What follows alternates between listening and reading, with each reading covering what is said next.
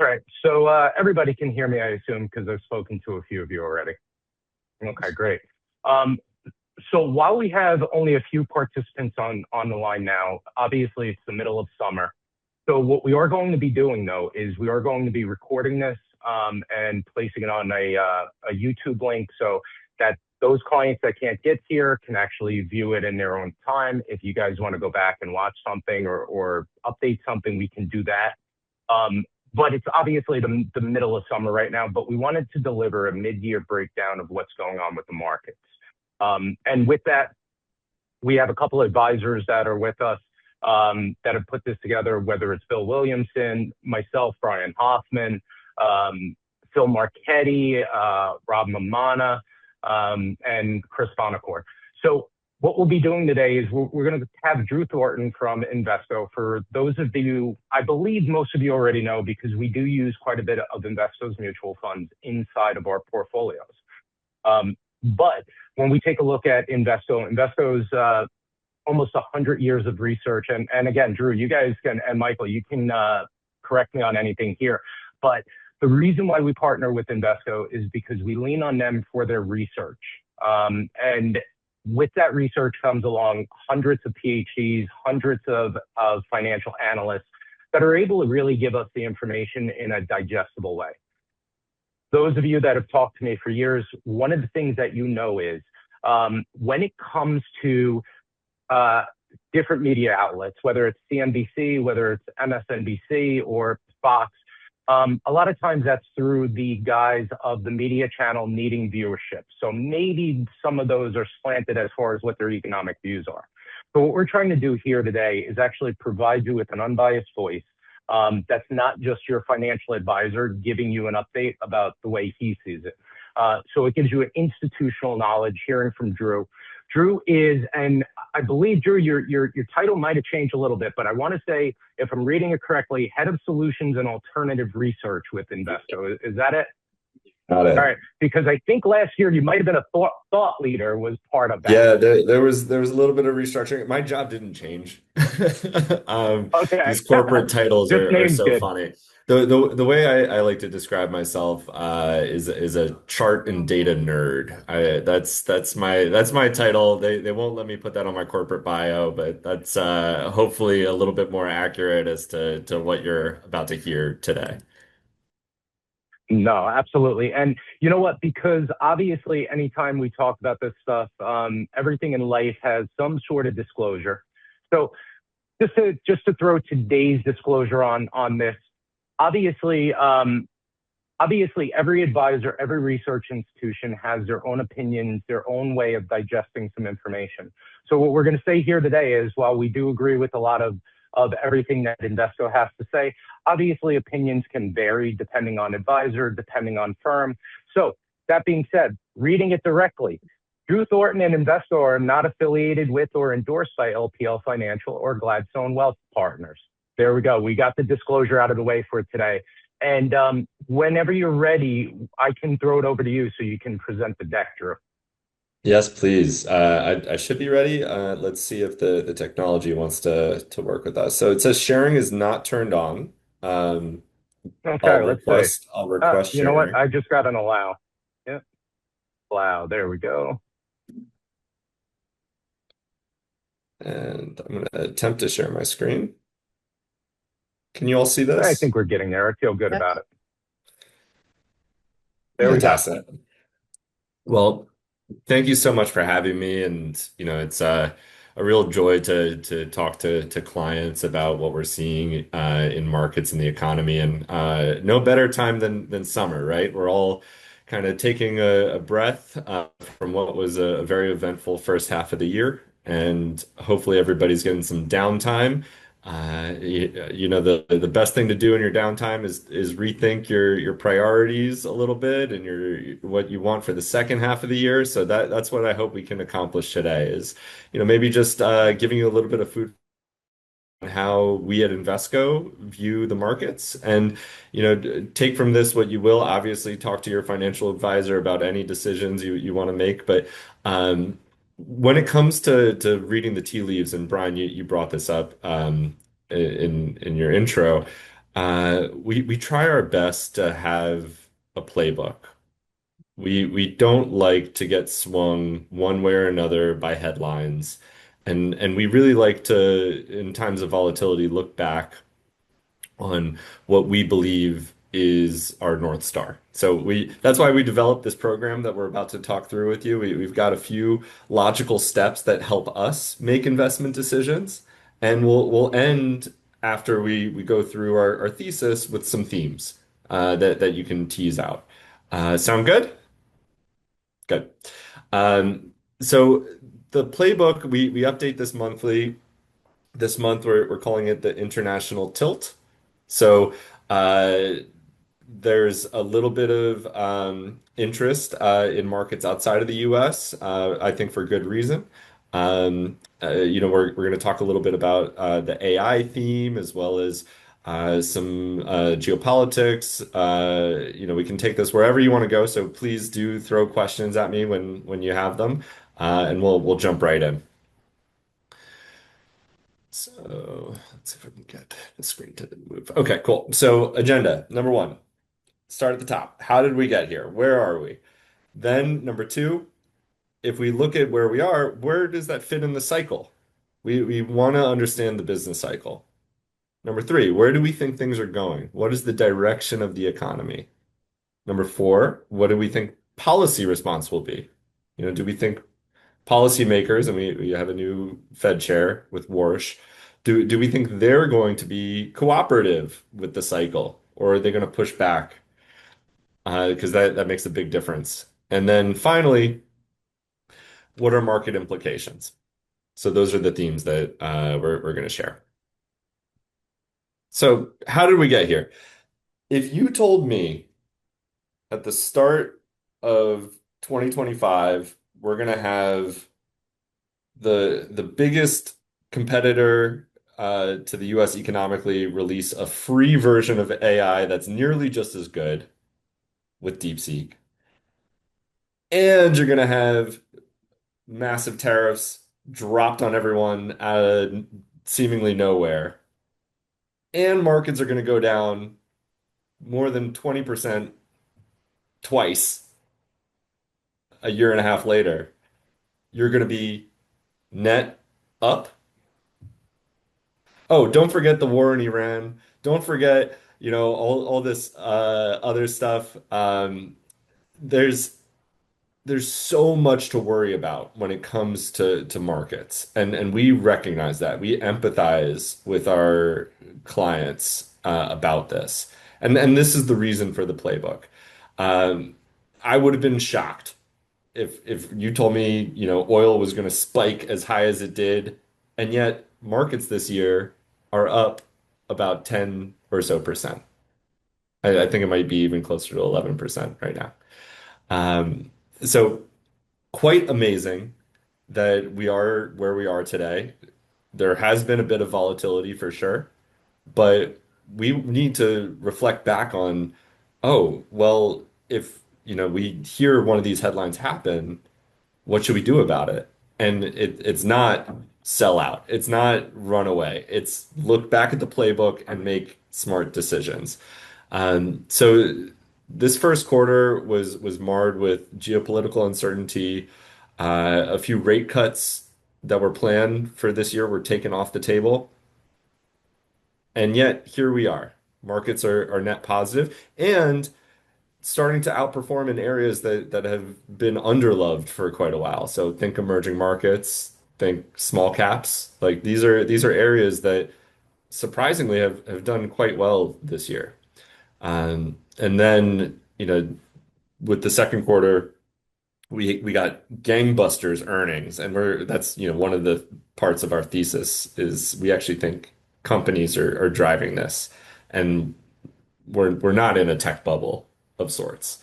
Um, and oil prices have actually fallen to just about where they started the year at, if you could believe that. So lots to recap, but all in all, we're quite shocked at where we are, and it reinforces the need to have a smart plan, have a playbook. So let's talk about earnings. And I know everyone's worried about how good markets have done.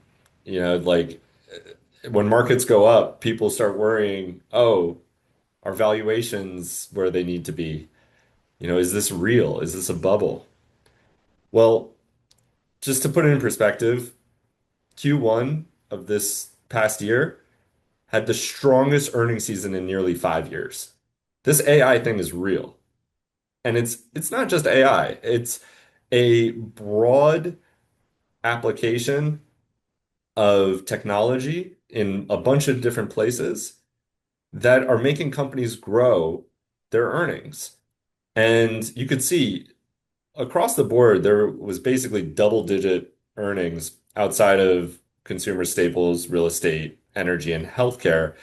And by the way, I think if we look a year from now, earnings in energy might be the highest out of this entire category, just because of how energy prices have moved as of late. So I think earnings on energy are expected to be like 70% year over year. Not saying that that's the category you need to invest in, or I'm just saying like this trend is broad and wide, and it's lifting the entire index. And you can see on the right-hand side that historically stock prices follow earnings.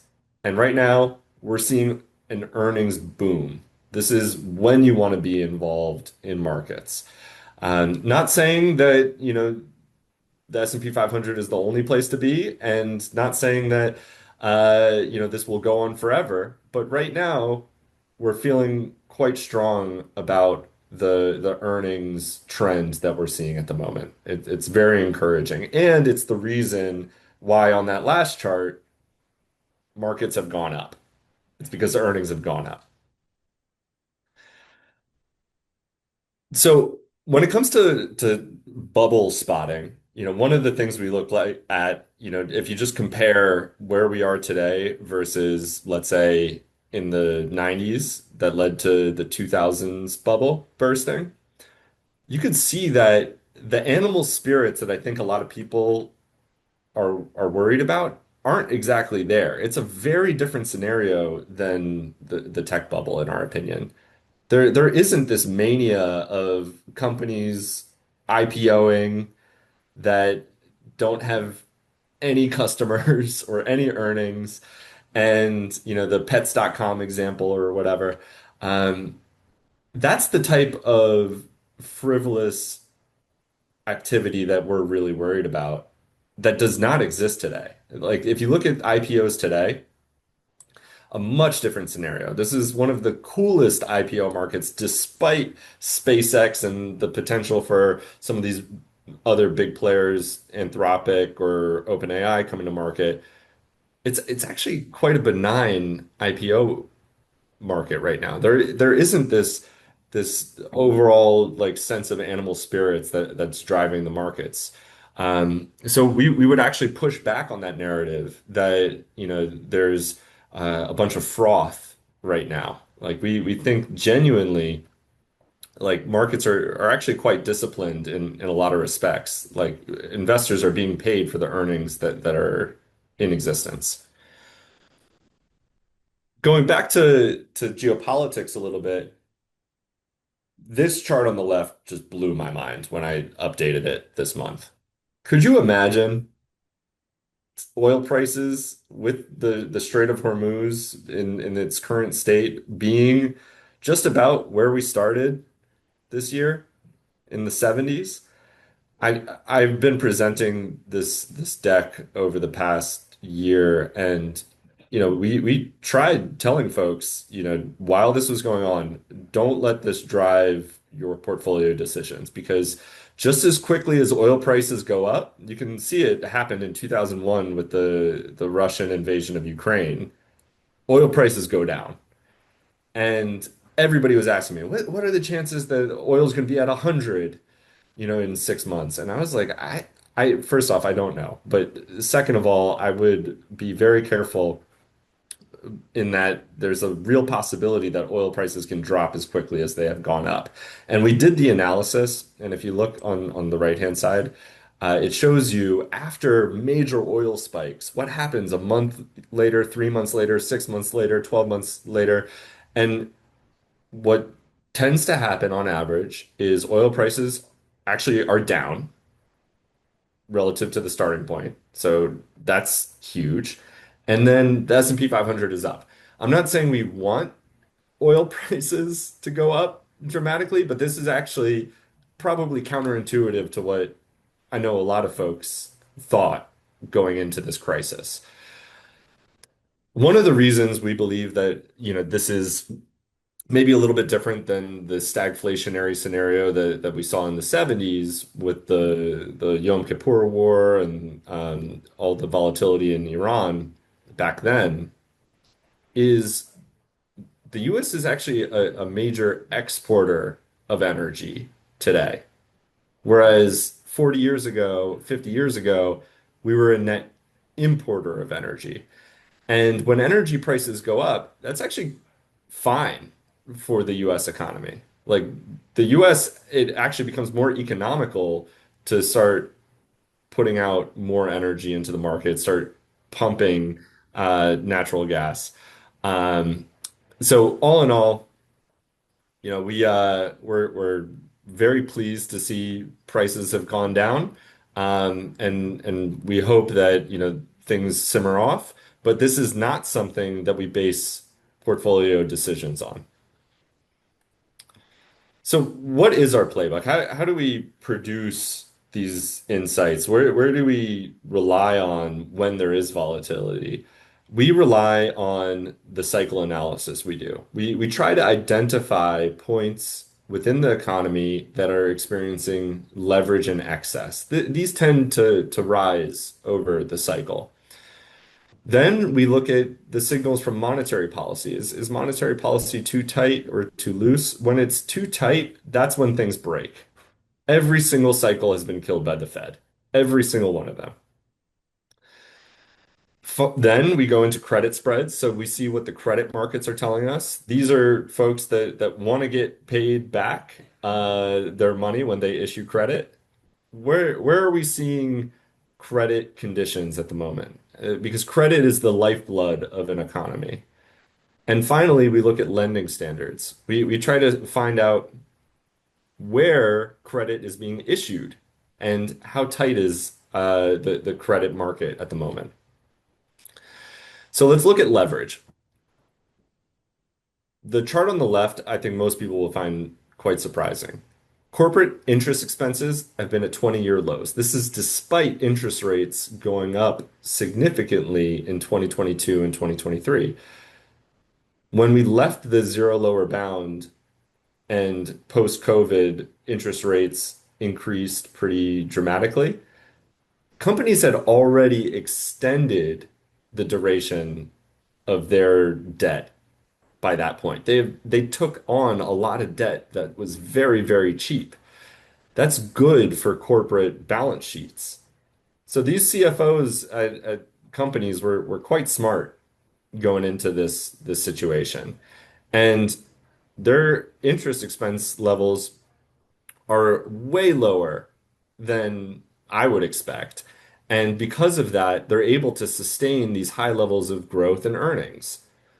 When you look on the right-hand side, this compares the household situation. And I know some of you have heard the idea of a K-shaped economy pop up. Well, this is kind of an example of that, where some folks are doing quite well and other folks might be struggling a little bit. So those with assets, those with a home and money in the markets are feeling great right now. And that's that light blue line. Though what we compare there are household liabilities to net worth. So you look at the overall assets relative to liabilities.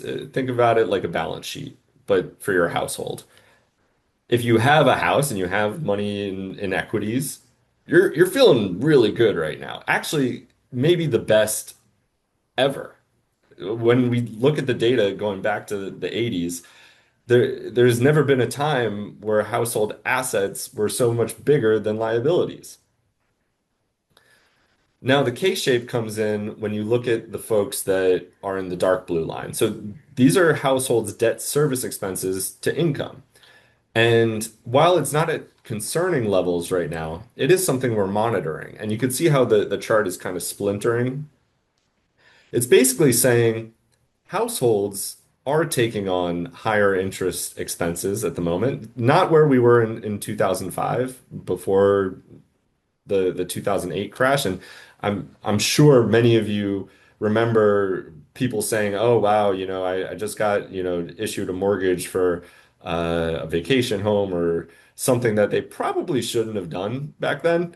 Um, you're not hearing that sort of stuff happening right now. If anything, you're hearing that people can't get a mortgage for their primary home, right? Like it's just far too expensive right now. And when you take a look at that dark blue line, that's basically telling you that folks are taking on some credit card debt, some higher interest rate, auto loans, that sort of stuff, and that expense relative to their income is increasing. So that's something that we're paying attention to. The consumer is a very large part of the economy. So there's some consumers, the higher end of the market, they're feeling great. They're still, producing sales. But there's definitely some pressure on the lower end of the market. So that's something that we're monitoring at the moment. It's not at concerning levels, but it's something that's there. So figured we'd point that out. Hey, Drew, if I can bug you about that last slide just a little Yeah. bit. So I think the question, though, that I would have when we talk about these households, and those are done in percentages, but do we have any idea what the number of households that represents? Because obviously, if people with stocks are doing very well and better than they have ever, and they're part of that light blue line, right? Yeah. Um, but let's say that's out of uh, 200 million households or 140, wherever we are now. But if that's only 20% of our total households, that means 80% um, are like feeling the real effects of this economy. So, do we have a number that would show what the number of households in each of those boxes might be? Or even a Yeah, roundabout guess that you might have? we could double click into it, but I think the 80/20 rule that you just presented makes a lot of sense to me. Like the top, I think right now it's actually you flip that ratio in reverse when it comes to their actual spending patterns. So the top 20% that you called out, I think they're driving 80% of the economy. Like they're moving things forward. Now, is that healthy and good for the economy? It's debatable. It's certainly causing angst on the bottom 80%. These are folks that are feeling the effects of higher interest rates and may slow down their consumption patterns. But I would say that right now we're not at a point where we're saying it's the pain is too high that the cycle is going to stop. But we are saying that it is significant enough that we're paying attention to it. Yeah, and the reason why I say that too is because if we have 80% of our populace or our household that are really starting to struggle at some point, just say durable goods and consumer goods that they have to buy for their household. You got 80% of the people or 80% of households that slow that down. At some point, it hits the bottom line. Yeah, great. Luxury goods are being bought, but we've got to cut back on milk and bread. So I just For thought that was sure. interesting. So thank you, Drew. Absolutely. And I mean, like that has political implications too. You could see some volatility when it comes to midterms because of that situation. Yeah, it's definitely something to pay attention to and might play into the way that, you decide to design some of the themes in your portfolio. I will say that if you take a defensive posture, and we'll talk a little bit about this in the market implication section, markets are actually positioned quite well for this type of scenario that we're describing, where the higher end of the market is purchasing services versus goods, and those services tend to be higher margin items. Earnings for those sectors have been incredible. So right now, if you're looking large cap versus small cap per se, let's just call it that way, large cap in this scenario that we're painting actually sounds quite attractive. They have higher moats, etc., right? Um, but thanks for calling that out, Brian. It definitely is something that we're paying attention to. When we look at monetary policy, one of the key signals that we pay attention to is the yield curve. So, what is the shape of the yield curve? The yield curve kind of, when it's normal, looks like an upside down Nike swoosh, right? Like it kind of starts small and then, a little bit higher end at the longer duration portion. So, typically in that situation, when you issue money over long periods, so that 10 to 30-year band, those are going to be higher interest rates than your Fed funds policy rate at the short end, right? So the Fed sets the bottom, markets determine where yields are going in the future. And when those things flip on their heads, that's when there's potential problems. That's the market telling you that the Fed is too tight, that the Fed is basically tightening into a slowing environment and they need to discount a recession of sorts. Where are we today? The yield curve is flattening, but there's still room between where monetary policy is and the economy is. So that's basically telling us we still have some room in this cycle. This isn't the only indicator we care about, but it is an important one. We basically are seeing that the markets believe the Fed, if they do need to hike, which we don't believe is our base case, they can, because there is a little bit of a gap here. We would prefer the Fed to look through the noise and take their foot off the gas a little bit, um, potentially hold versus hike. But right now, markets are basically taking off those rate cuts that we had on the table, and we could talk a little bit more about this later. Basically, because the markets are telling us, "Hey, wait a second, like you shouldn't be hiking right now. This could, end the fun for everyone." When you look at credit spread, so this is the amount it costs to finance the riskier portions of the market, the high yield market. This is a really important signal for us because these are the riskiest companies out there that are getting debt.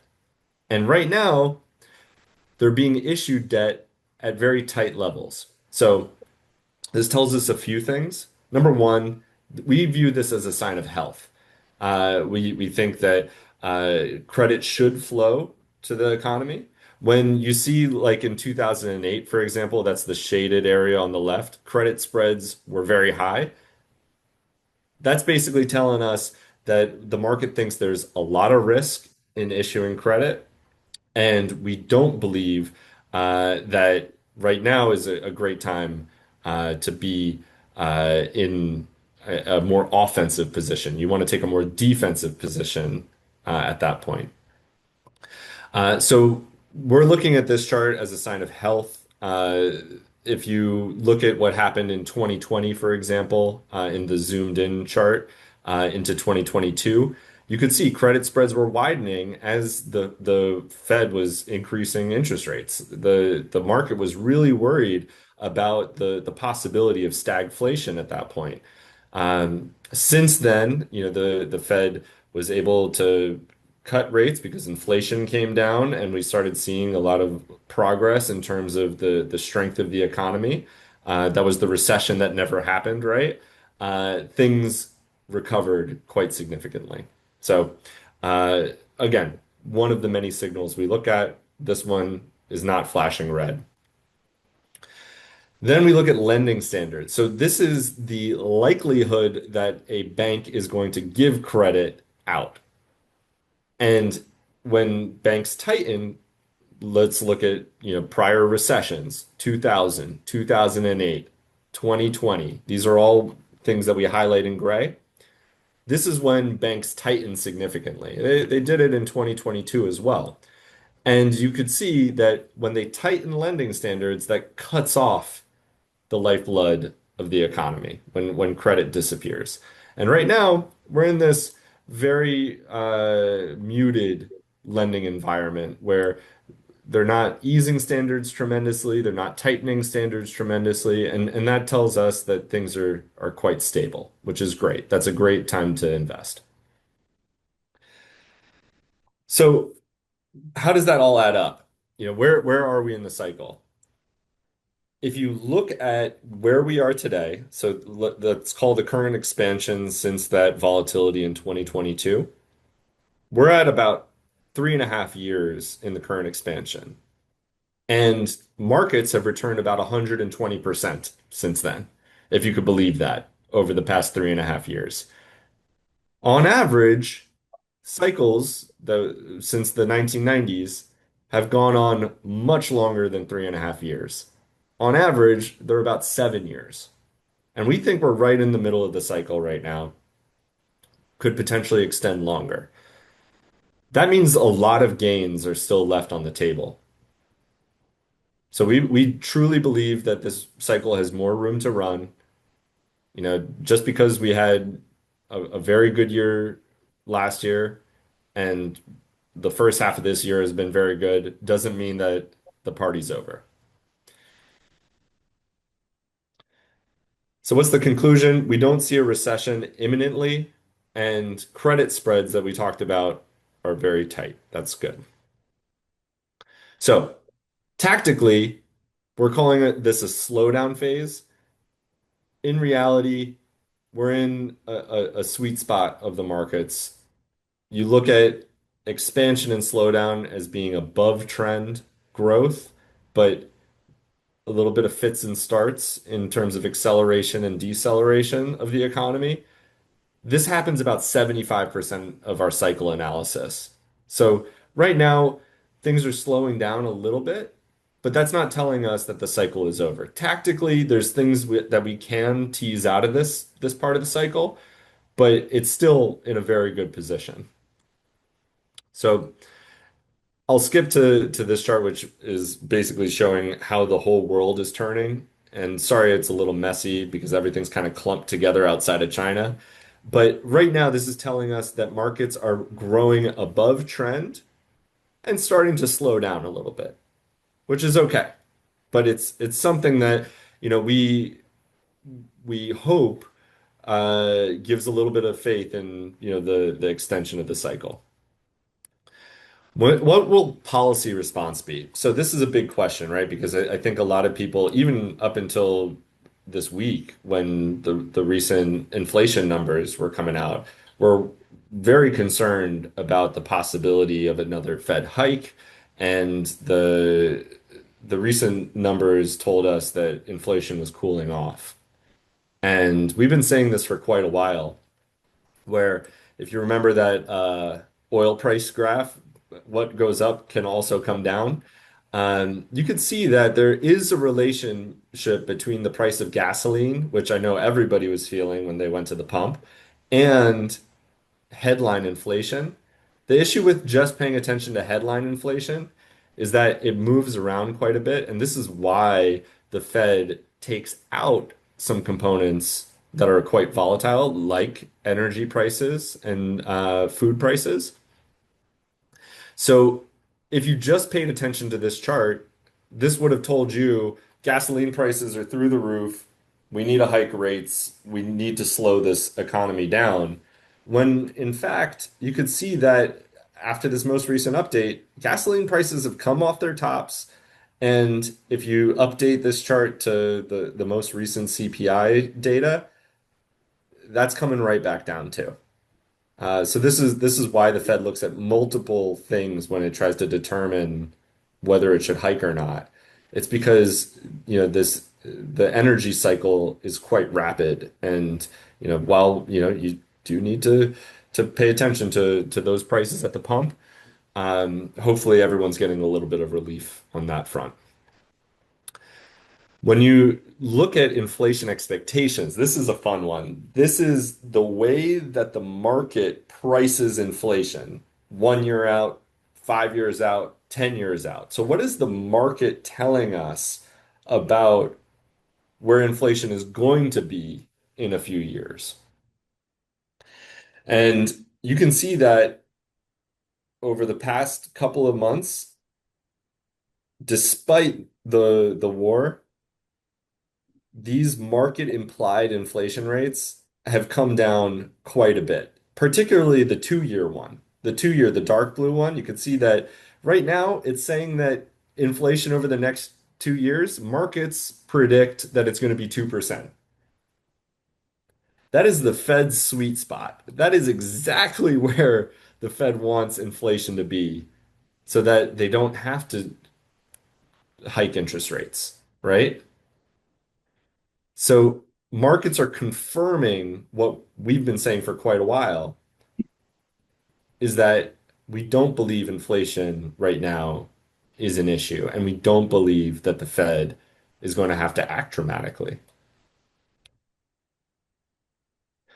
So the Fed pays attention to two things when it makes decisions about monetary policy, right? So on the one hand, they don't want inflation to get out of control. That's what we've been talking about. And on the other hand, they want to make sure that we have a full employment picture.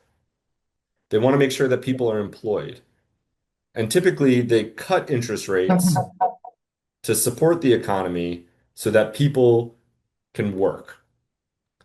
And if you look at the employment picture right now, I think most of you will find this very surprising as well.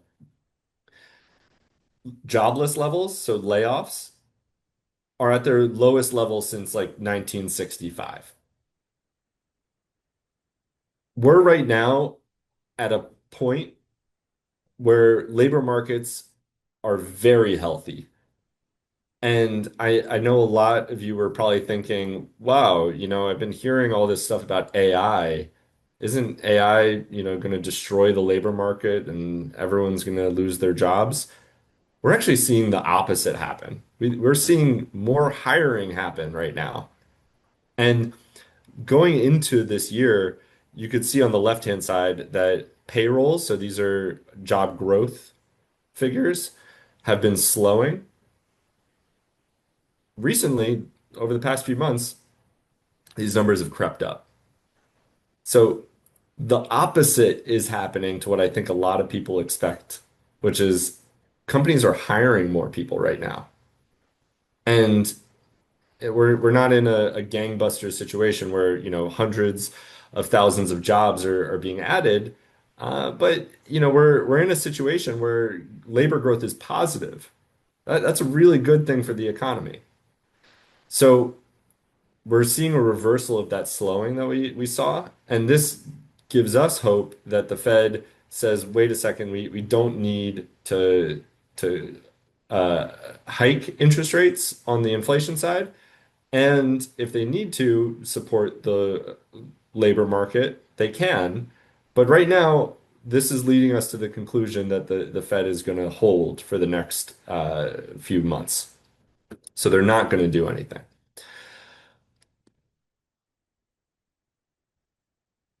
So what does this chart show? It basically shows that the way that the market prices the Fed funds rate is not very good. This shows the like light blue dotted lines are where the market thinks the Fed is going to go. And you could see like after 2008, they thought in 2010 we were going to be at 2% interest rates. Well, it wasn't until 2016 that we got the first hike. It wasn't for 8 years until we got our first hike. And then in 2019, it thought that markets would continue hiking. The markets thought the Fed was going to continue hiking. Well, it didn't see COVID coming. All in all, what we're saying is that there's uncertainty at the moment when it comes to the path of the Fed funds rate. And what we believe is happening at the moment is stability. We don't think that we're going to go fast in one way or another based on what we're seeing currently. So what should we do tactically? Remember, I said we were in this slowdown phase, and it sounds scarier than it actually is. Right now, this part of the business cycle, you want to be invested in high quality companies, companies with big moats that pay high levels of dividends, are low volatility. So that basically tells us you want to be in the more defensive parts of the markets. This happens to be areas like consumer staples, or if you look at the tech companies, they have big moats, they produce a lot of cash.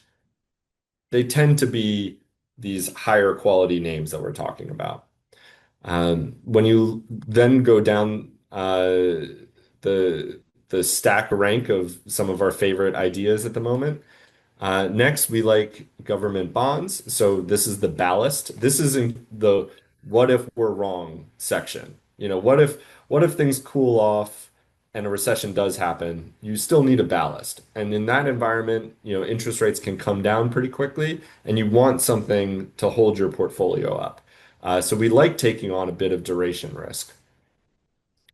And then you get into credit risk. And remember, I said that, it was a good sign that those credit spreads were tight. On the flip side of that, it's not necessarily the best place to invest right now because credit spreads are tight, right? Like credit spreads being tight means you don't get paid a lot to take on that risk. So we're not taking on a ton of credit risk at the moment. But all in all, we would say that, this is only if you're making very tactical decisions. We would say strategically, it's really important to go back to that plan. Do we see anything happening right now? No, we feel pretty confident that the cycle is going to continue, and that should be a pretty good place for markets. So, what are some of our mid-year outlook themes? Number one, the Fed's on hold. Number two, we think the AI theme is real and likely to continue. Number three, market resilience should support broader market participation, so things could probably spread beyond a few concentrated names. Number four, a potentially weaker dollar could benefit non-US stocks. And then number five, if you're worried about the possibility of stagflation, where inflation goes up and growth goes down, then you want to own alternatives. You want to own stuff that diversifies your portfolio. So when you look at the Fed on hold, what tends to happen after the Fed stops cutting? Actually, markets do quite all right, but there might be some volatility. So if you look at on average what happens 12 months after the Fed stops cutting, which is kind of where we're at right now, 12 months forward, the S&P 500 is up on average 18%. That's pretty good. That means you shouldn't run away when the Fed stops cutting.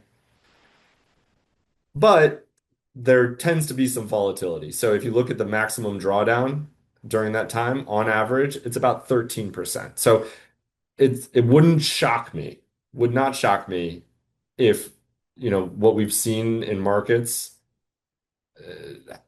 tends to take a pause and, for a little bit could dip down. But that's not telling me that the party's over. So let's talk about AI a little bit. I think AI is the greatest thing to ever happen to us, and hopefully it means, we can be more productive, work fewer hours, still get paid the same amount. I'm certainly not one of those folks that are worried that AI is going to completely destroy everything. I tend to be an optimist, maybe sometimes too much. But if you look at AI related companies right now and what they've done to the stock market, they've actually made valuations better. Like, despite the market going up 120% over the past 3.5 years, valuations are exactly at the same place that they were before the cycle started in 2022. That's incredible. That's telling you that what's happening right now is real. And when you compare the PE ratios today at 22x, not cheap, no one's saying it's cheap. When you compare that to what happened at the dot-com bust, we're in a completely different league right now. The dot-com bust, forward PEs were 60x. Valuations were three times as expensive as they are today. That's something to consider. When you look at the current bull run, so taking it all the way back from 2022 to today, on the right-hand side, that's that light blue line, compared to the dot-com bubble, this is telling me that things are nowhere near the same. Now, if markets tripled from here, we might be having a different conversation. Um, but right now, this is not concerning behavior on the part of markets. Are you saying something, Brian? I can't hear you.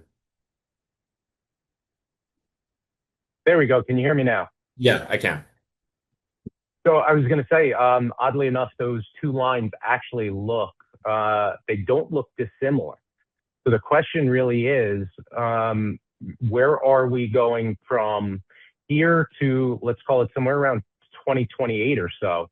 And if we do follow that, we may be in that bubble. But as of right now, it shows we might have a long way to go with AI and PE ratios.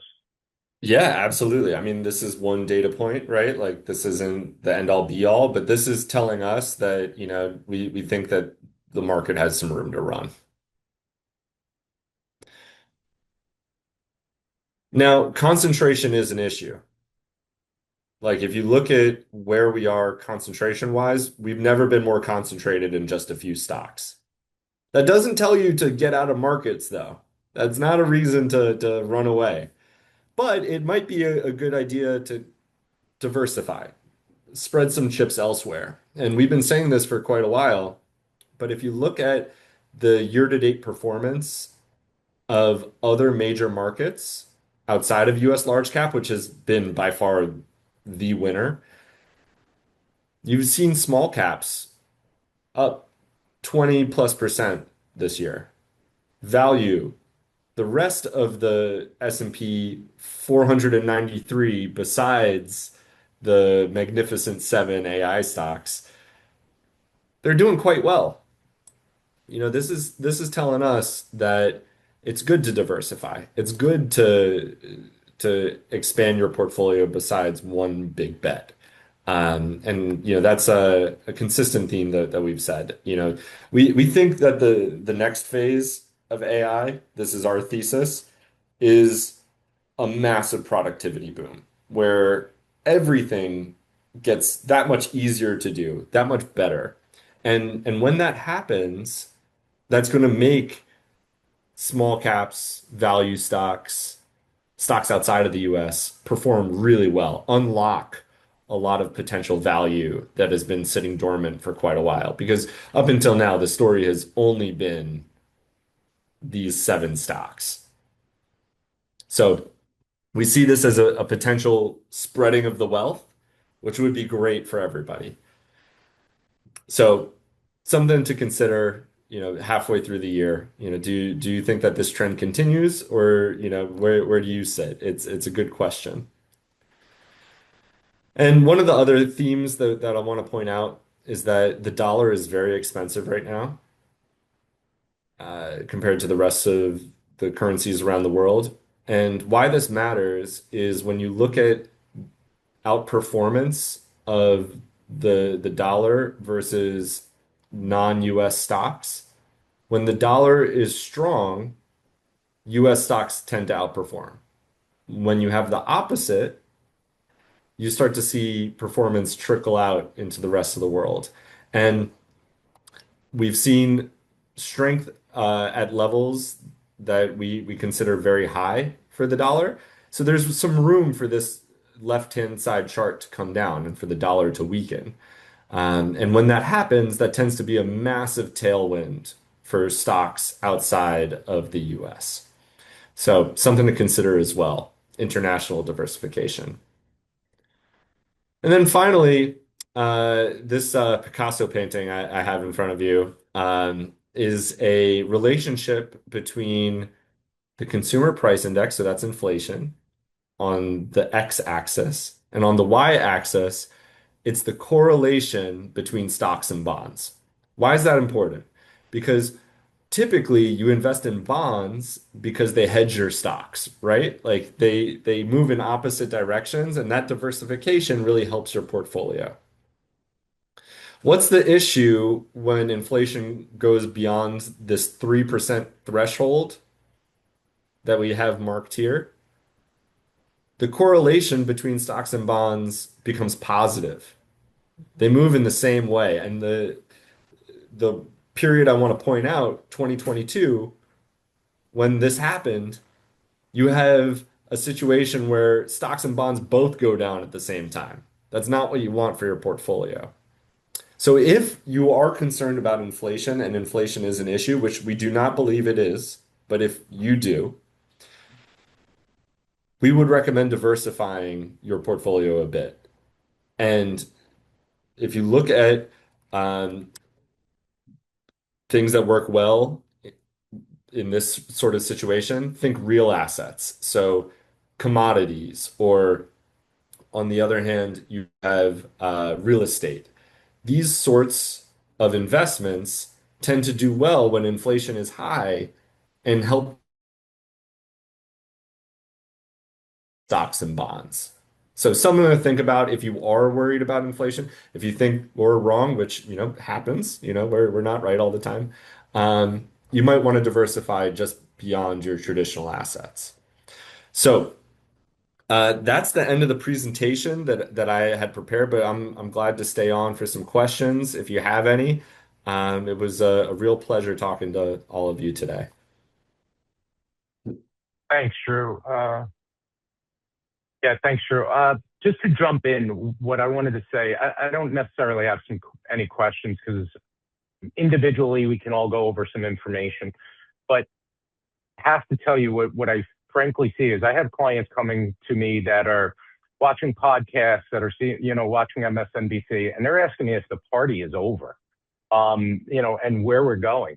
So I've always said that if you hear more bad news on any one of those channels, CNBC, for instance, you're going to listen for a half an hour to find out, what can you do?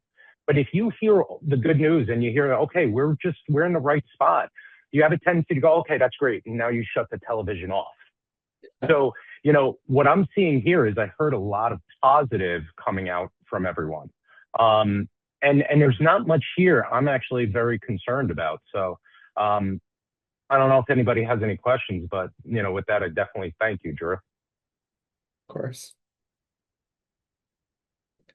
And we're always here to answer questions and give you updates. So, thanks for having me, Brian, and glad to come back on. And, I do hope to give some hope for the second half of the year. And yeah, I think have been telling a different story from what you've been hearing in headlines for quite a while. So, always glad to share our views when you see fit. Is Yeah. this something? And Oh, sorry. go ahead, please. Okay, thanks, Francesca. Is this something? I think this has been very good. Is this something you're going to do like twice a year, four times a year, every quarter? Because I just found it's been very useful. Oh, thank you. Yeah. So, Francesca, we're actually this is something we're actually formatting to essentially take to a quarterly, and also what we're going to do for those people that maybe they had to drop off or they joined late. We're going to make sure this recording came through clearly, and what we'll do is we'll post it onto the YouTube channel and share that so that everybody can go back to it, or you found something interesting and you're having that conversation with one of your loved ones, you can turn around and say, hey, I'll just send you the link. But this is something that we're looking forward to moving quarterly. Next one, most likely about mid-September. And Francesca, for your benefit, if through Brian you want a monthly update, we actually update this every month. So we're glad to pass this along to you whenever you want. All right, perfect. If anybody else, any quick questions? Otherwise, we're just closing in on 3 o'clock. All right, Drew. I thank you so much. And yeah, be in touch if you guys have any questions. Otherwise, we'll talk soon. Thanks again, Drew. Have a great one. You too. Thanks so much, everybody. Thanks. Bye now. Bye.